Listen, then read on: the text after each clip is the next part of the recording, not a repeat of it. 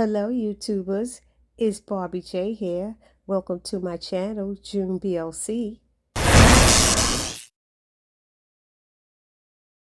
What's up, everybody? It's your girl Barbie J here with the recap and review of The Equalizer, Season 5, Episode 14, The Gravedigger. And y'all know what I'm going to say. It was another wonderful episode. Oh my goodness. So much going on. And I love seeing the team together for the hard way. You know what I mean? And then we get to see the growing pains of Delilah and how she goes off track from the direction that her mother and father had steered her and doing things that she knows she shouldn't be doing. It's really interesting. So let me just hurry up and jump right in with this. But before we get started, y'all know what I'm going to say after that. If you are new here or if you're returning here and have not subscribed to this channel, please subscribe now. What I am noticing that a lot of you come to this channel and over 50% of y'all have not subscribed. You just come and watch and don't subscribe and help assist this channel grow. Can you let me know why? Tell me something, because all the return, there's a lot of you who return, but you're not subscribed to this channel. So please help my channel grow. I need like 1,000 of y'all to just subscribe, okay?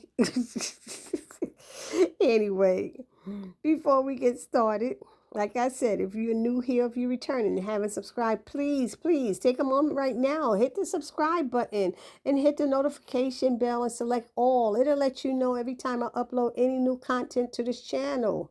And then I ask that you hit that like button, which is the thumbs up button for the video. And then write a comment and join the conversation, because I'm always interested in what you have to say about the show. And then share, because sharing is caring, and you really would like to help my channel grow. It costs you nothing to share it. It costs you nothing to subscribe. It costs you nothing. It costs you nothing. Wasn't that a song back in the days, y'all? I don't know how old some of y'all are, but I swear there was a song back in the day talking about cost you nothing. Anywho, this episode starts off with Robin capturing the gravedigger and saving this young woman who was in a box. You know, he had her in a sealed box with an oxygen tank or something like that. And they show that scene, and then they show a year later, which is now, and you see Dante arriving to a crime scene, and the police officer there said, "This is like the MO for the gravedigger." And he said, "I thought you captured him and put him in jail." And he's like, "Yeah, we did."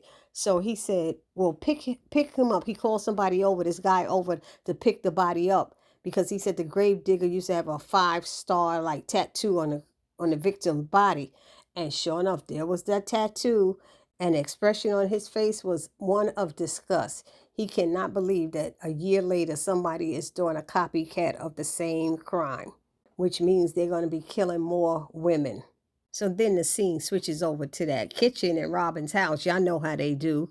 And Aunt Vi has been asked by her friend Simone to substitute teach her class on French art of the 1800s. And she's trying to refresh her memory. So when she tells Robin, Robin said, "You mean your nemesis?" "Oh, no, that was in the past. We're not nemesis," whatever it is. I was like, they were laughing because Aunt Vi was full of it and they knew it. So she told them class is going to end late, so they're on their own for dinner. So that's when Delilah said, "Well, she has to go back to school for a peer ear meeting at 7. Is it okay if she grabs a bite to eat with Cam beforehand?" And Robin said, "Yeah, have fun." Then Robin gets a text from Dante, and she goes to the bar to meet with him, Harry, and Mel. And he tells them that there's a copycat mimicking the gravedigger's murders and reminding them that it's a 1-year anniversary. So they are like surprised. They can't even believe it. So then Dante said how he followed protocol for such a case, and he went to question the original murderer who was upstate in prison. So they asked, did he know anything? And he said he knows who the copycat killer is, but he will only tell the woman who took him down. And that's Robin. And Robin rolled her eyes, and she's like, "He's lying." She said, "Or he just want me to come up there to mess with me." And Dante's like, "You might be right, but it doesn't hurt to find out." So they go up there and they meet somebody named Dr. Vogel, who's the prison psychiatrist who's been meeting with him. And Robin is under the assumed name of Imani Williams.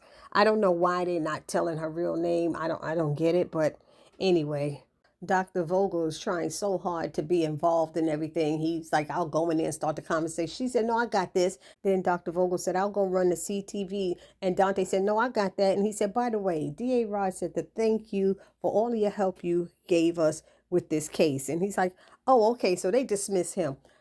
Robin goes inside to see the grave digger, and he's so excited for her to be there. How nice of you to come, blah, blah, blah. He's getting on her last freaking nerve. She's trying to get right to the question, but he's wanting to know why she coming in under assumed name and how important names are and what they mean. That's why his name, the grave digger, should really be the purifier of souls. And he's doing all this, talking about in ancient Egypt and Greece and Roman, how they had purification rituals and how they all involved pain.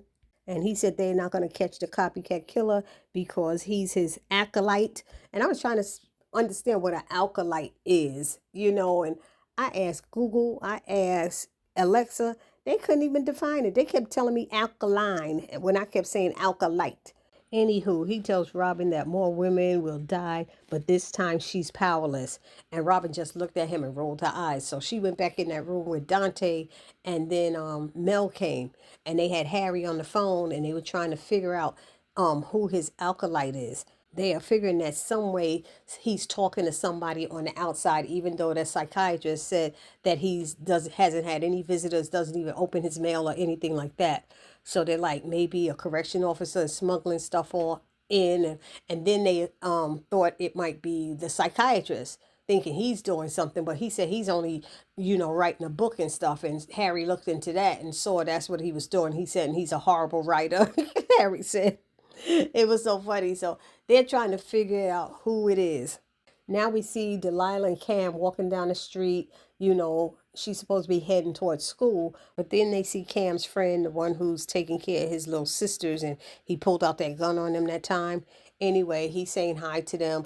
Then he gets a text saying that somebody named Quinshawn or something is having a party, and Dee asks who Quinshawn is, and Cam tells her, and she's like, oh, that sounds like a party. That's cool. He said, don't you have some little school thing to do? The friend said, and she was like, so, and Cam was like, yeah, you need to go, because she said, I really don't want to go. The fact that they not accepting me at the colleges because one little protest, and she's going on and on. Come on, let's go. He said it's in a sketchy neighborhood. She still was like, come on, let's go, and if it's not cool, then we'll just leave. And they get to the party, and the guy got a bottle like Hennessy in his hands, and he offers them a drink, and Delilah said yes, whereas the other two had said no, and she wanted to go inside. And the next thing we know, Cam is bringing her home drunk. He hadn't had anything to drink. Aunt Vi said it looked like somebody had a good time tonight partying or something like that. Cam apologized and said it was all his fault, but Aunt Vi knew the deal and said, you can't make Dee do anything she didn't want to do. And so she thanked him. He left. And then she and Dee sat down and talked. She got her some water or something like that. But Dee started expressing how she feels and her concerns about college and stuff. And they had a good little conversation. And then she asked Aunt Vi, was she going to tell the mother? And Aunt Vi said no. She said, oh, thank you. She said, you're going to tell her. And Dee was like, oh, man. So now back to For the Hard Way, where they're trying to figure out who the copycat killer is. And Robin goes back in there and talks to the grave digger to see if he'll make a mistake and slip up and tell us something. Because they have already figured out that somebody has been passing notes between the copycat killer and the grave digger. And they're trying to figure out who it is. So while talking to that prison psychiatrist, they asked who cleans the cells, and they gave him a name, and Harry heard the name, so he quickly typed it in, checked homeboy out, and Mel and Dante went and snatched him up, and he told them everything that he did with leaving a note underneath the mattress and getting paid money. So they asked him a few more questions, then they called Robin and told her what was going on. Now at this point, she's still in the cell with the grave digger, so she told him, oh, bad news. We got the custodian, and there's no more communication from the outside from your acolyte. And he said, that's okay. He said, my acolyte will continue his work without me. And she said, his work? I thought it was your work. And that's when she realized that he was the acolyte and he was working for somebody else. So the real grave digger is still out there. So they all meet up at the back. cave and try to brainstorm of what is going on. How did these two people meet? And once they figured it out, it was working for the Winston family or something. Then they saw Charles Winston and they showed a picture of them. They're a rich family. And Dante said, I saw him this morning at the crime scene. And they were saying how serial killers often try to involve themselves into the investigation. So they figured it out. And the fact that this guy, Charles Winston, tried to kill his mother when he was 13 years old, and his mother's a white woman with dark hair. So they think he's reenacting this whole thing over and over again because every female he kills is a white woman with dark hair. And so they have already figured out that he's probably already got his next victim. And Harry is digging and he sees that they have a warehouse somewhere. So, and in the warehouse, there's a van out front. So, you know, that's already suspicious when you see a van. So they's like, we got to get to that warehouse. And when they get there, they see pine boxes, which he buries them in, and some other things that they're familiar with that he would use. And of course, we got to see who his next victim is. It was that lady who worked in the restaurant and she got to her car and had flat tire, and Charles Winston came by dressed nicely, offered to help her and said he has a hydraulic pump in his van, and when she walked over to the van with him, he snatched her up. They didn't show it to us, but we know that's what happened. So when they got there, Dante said, NYPD, hands up. And Charles just kept finished washing his hands, and then he took his time to dry it when he's like, I will shoot, get up, get your hands up now. And he turns around and he's like, well, I was hoping my apprentice would keep you busy a little while longer, but I must say it is a pleasure to finally meet you. And meanwhile, Dante and Mel had looked around and they don't see a body. So they're like, where is she? And he said, oh, you're too late. Her soul is already being redeemed. Oh, he's a nutcase, a sociopath, a psycho, whatever those names they were using. I'm just going to say he cray-cray. So they chain Charles Winston to a chair with those zip ties. Robin stays and talks with him. Dante tells her to be careful because he's going to try to get into her head. They go to his house to meet up with his mother, who's very dismissive, doesn't believe her son is doing any of that. They tell her they want to see his bedroom, even though she's trying to dismiss them and tell them to leave and stuff. And Mel is like, we ain't leaving. They go in that man's bedroom. It looks like a 13-year-old's bedroom. I swear. That bedroom don't look like anybody over 15 would live in it. They could not believe it was his bedroom. And so Winston and Robin was playing some kind of game where he wanted to know about her. She said, but then I want to know about you. And all of this back and forth. And Robin told him a story about herself, why she got into this vigilante thing, always got this gotta save people complex or something like that, he said. And she told a story that he didn't believe. And then she finally told the real story, which it still was a fake story. And he said, so you left him? You left somebody? And she said that was the trigger word, that he left somebody. So she had Harry dig into his background. And then they found out there was this maid that he had said the maid was more of a mother to him than his mother was. And so the mother, they found out, sent the maid away. So he felt all these years that the maid left him. And the maid was a white woman with dark hair. And so that's why he's mad and keeps killing these women.